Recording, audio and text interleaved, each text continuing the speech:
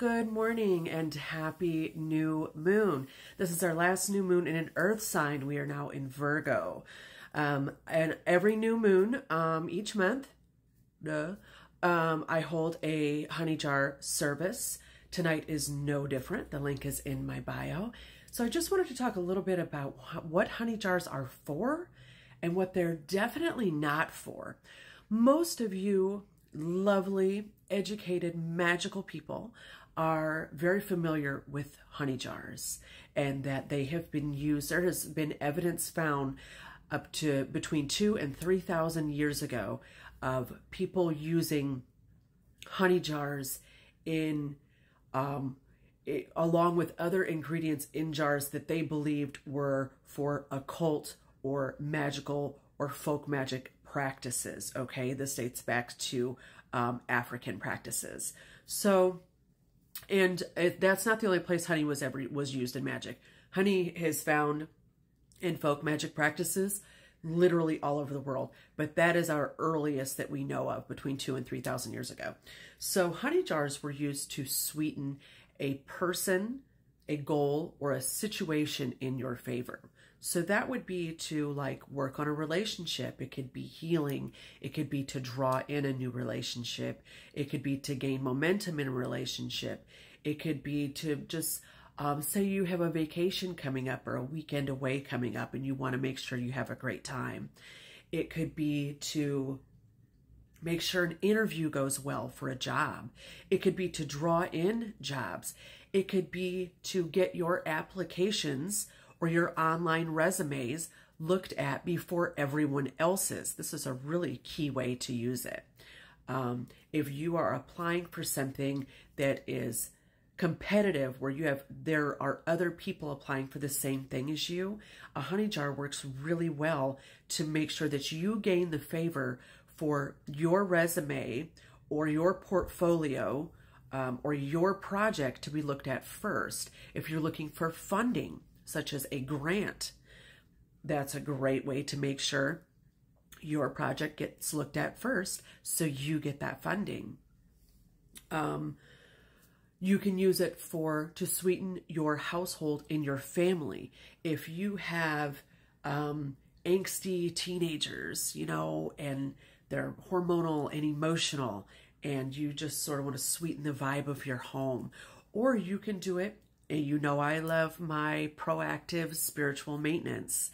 You do these every month for just the sweetening and healing of your family to keep everybody healthy and getting along and keep your home prosperous and abundant. This is great for prosperity maintenance, spiritual maintenance. Sweeten the prosperity that you already have coming into your home. Sweeten the flows of abundance and opening your prosperity avenues to more opportunity. Let's use this as a way to have gratitude and pay attention and be proactive in our own lives with our magical avenues, right? With our spiritual avenues. So yes, my refrigerator is full of food right now, and I'm so grateful. I'm going to do this honey jar to ensure that that continues through this winter. My bills are paid right now. Let me do a honey jar to continue that keeps happening, okay? Haven't had any emergencies in a while. Let's keep that sweetened too, okay? Because nobody needs any serious emergencies happening. Things like that, okay? These are all perfect areas.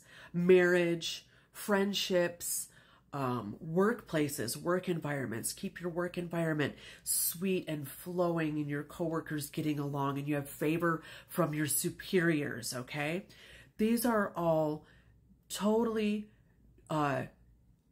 acceptable and beyond acceptable. This is how you should be using a honey jar, okay? How we don't use a honey jar. I very often get people asking me, I'm trying to separate a couple. Can I put that petition in a honey jar? Well, no, because the honey jar is to sweeten and bind and draw and stick, right? Think about honey. Think about the natural behavior of honey. Think about what that substance does when you put it in your coffee, when you put it in your tea, when you put it in your food, okay? Think about that thickening that it does when you add it to a recipe.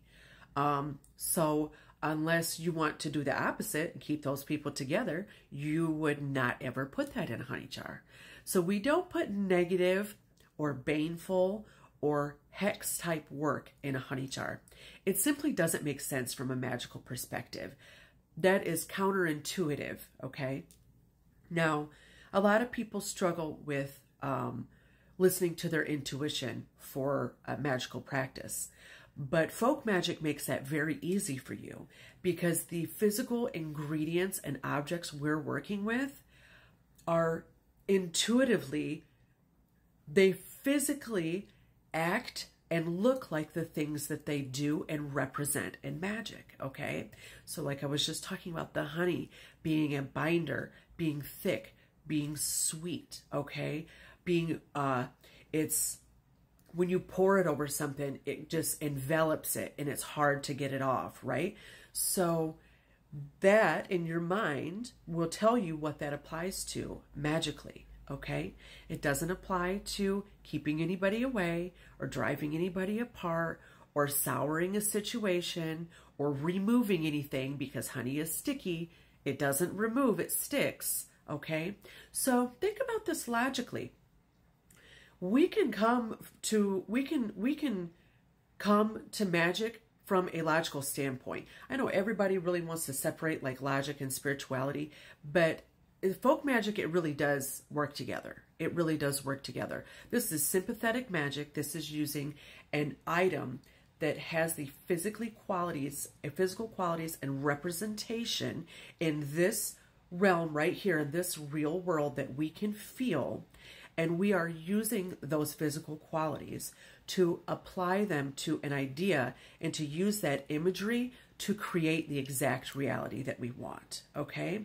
That's what working magic and sort of working in this inside realm, in this gray area is all about.